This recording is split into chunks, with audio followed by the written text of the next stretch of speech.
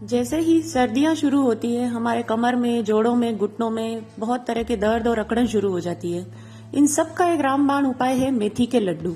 वैसे आपने YouTube पे बहुत से रेसिपीज देखी होगी, लेकिन मेरी मम्मी जिस ट्रिक का इस्तेमाल करती है उसको यूज करने के बाद में इन मेथी के लड्डुओं की जो कड़वाहट है वो बहुत हद तक कम हो जाती है।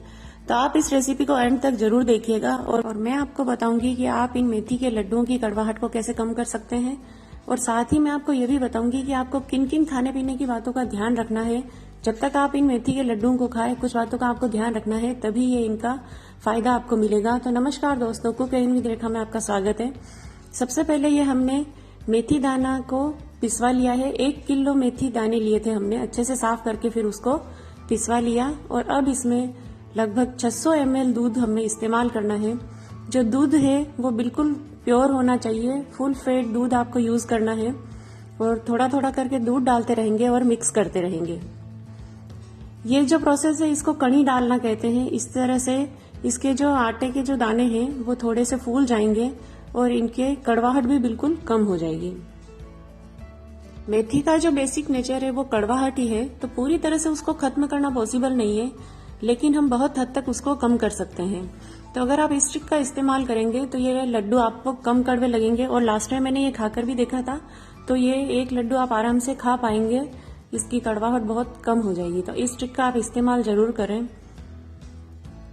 पूरा दूध मिक्स करने के बाद में हम दोनों हाथों में के बीच में उसको मसल कर अच्छी तरह से मिक्स कर लेंगे। जो बड़े बड़े कण बन गए हैं वो भी टूट जाएंगे और फिर इसको रात भर के लिए हम छोड़ देंगे।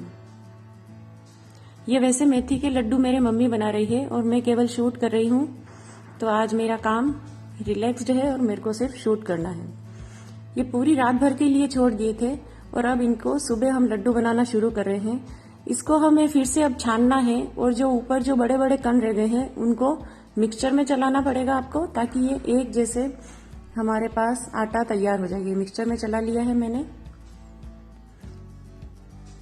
अब जो गोंद लिया है उसको भी मैंने छान लिया, ताकि जो बड़े कण हैं और जो छोटे कण हैं उनको अलग अलग हम घी में फ्राई करेंगे। 750 ग्राम घी इस्तेमाल किया था इस पूरी रेसिपी में मैंने, तो थोड़ा सा घी मैं पहले डाल रही हूँ। घी मैंने डाल दिया है और फ्राई करने का काम मेरी मम्मी करेगी। तो जो गोंद के जो बड़े कण हैं उनको अलग फ्राई करेंगे हम, और जो बारीक कण हैं उनको अलग फ्राई करेंगे हम। तो पहले ये बड़े वाले कण को फ्राई कर लेते हैं हम।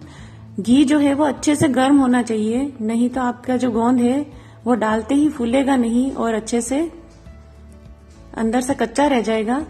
तो आपको घी अच्छे से गर्म करना है और फिर आप इसमें गोंद डालकर उसको अच्छे से फ्राई कर लीजिए।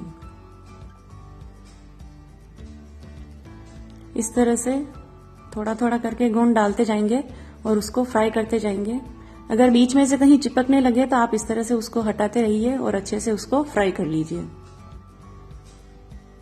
और यही घी हम बाद में यूज कर लेंगे और जो बचा हुआ घी है उसको भी गर्म करके हम बाद में डाल देंगे। 250 ग्राम गोंद इस्तेमाल किया था इस पूरी रेसिपी में हमने, तो आप भी इतना ही गोंद लीजिएगा। सारे इंग्रेडिएंट्स की लिस्ट में डिस्क्रिप्शन बॉक्स में भी डाल दूंगी कि हमने क्या क्या डाला है। और हम बातें करते रहे। और जो गुड़ डालने का जो प्रोसीजर था, मेथी के आटे में पहले गुड़ मिलाना है, वो मैं शूट नहीं कर पाई। लगभग 1.5 किलो गुड़ इस मेथी के आटे में पहले मम्मी ने मिक्स कर लिया था। उसके बाद में जो हमने गोंद फ्राई किया था वो हमें मिक्स करना है इसमें। सारे गोंद को मिक्स करने के बाद में जो हमारा बचा हुआ घी है, 750 ग्राम घी में से आपने पहले जितना इस्तेमाल किया वो भी इसमें मिक्स कर लीजिए। और बचा हुआ जो घी है वो भी हम गर्म करके इसमें मिक्स कर लेंगे। गोंद को फ्राई करते वक्त जो घी यूज हुआ वो भी, और सारा बचा हुआ घी भी गर्म करके इसमें डाल देंगे।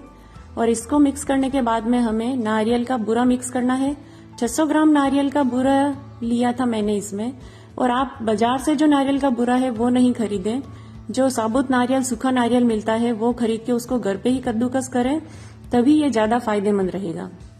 बाजार से जो नारियल का बूरा मिलता है उसमें से जो एसेंशियल ऑयल्स होते हैं वो बहुत सारे निकाल लिए जाते हैं या कम होते हैं। तो आप इसको सूखे नारियल को घर पर खरीद कर फिर कद्दूकस कीजिए, तभी ये पूरी एक दवाई की तरह काम करेगी आपके लिए।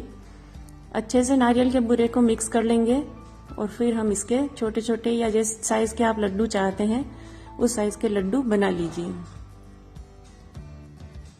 खाने पीने की जिन बातों का ध्यान रखने के लिए मैं आपको कह रही थी वो ये थी कि ये जब तक आप मेथी के लड्डू खाएं आपको कोई भी खटाई खाने में यूज नहीं करनी है, जैसे कि अमचूर है, खट्टी छाछ है, या राजस्थान में हमें जो काचरी मिलती है वो कोई भी खट्टी चीज आपको खाने में यूज नहीं करनी है। तभी ये आपके जोड़ों के घुटनों के दर्द के लिए फायदेमंद उपाय की तरह काम करेगा। लड्डू की साइज आप अपनी इच्छा के अनुसार रख सकते हैं और ये देखिए बहुत ही गुणकारी और औषधीय लड्डू बनकर तैयार हो गए हैं। इन लड्डुओं में मैंने ड्राई फ्रूट्स का यूज नहीं किया क्योंकि वो भी कड़वे हो जाएंगे। अगर आप अलग से ड्राई फ्रूट के लड्डू बनाना चाहते हैं तो उसमें बहुत ही कम घी में ड्राई फ्रूट के लड्डू की रेसिपी मैंने बना रखी है, तो ऊपर आई बटन में और नीचे डिस्क्रिप्शन बॉक्स में मैं लड्डू का, ड्राई फ्रूट के लड्डू का और मगर के लड्डू दोनों का लिंक दे दूंगी, तो आप उन रेसिपीज को वहां से फॉलो कर सकते हैं। तो आप इस पूरी रेसिपी को एंड तक जरूर फॉलो कीजिएगा और एक बार ये लड्डू बनाकर जरूर ट्राई कीजिएगा। अगर आपको ये गुणकारी मेथी के लड्डू की रेसिपी पसंद आई तो आप मेरे चैनल को सब्सक्राइब करें, वीडियो डालते ही नोटिफिकेशन मिले इसके लिए बेल आइकन दबाएं, लाइक और शेयर करें।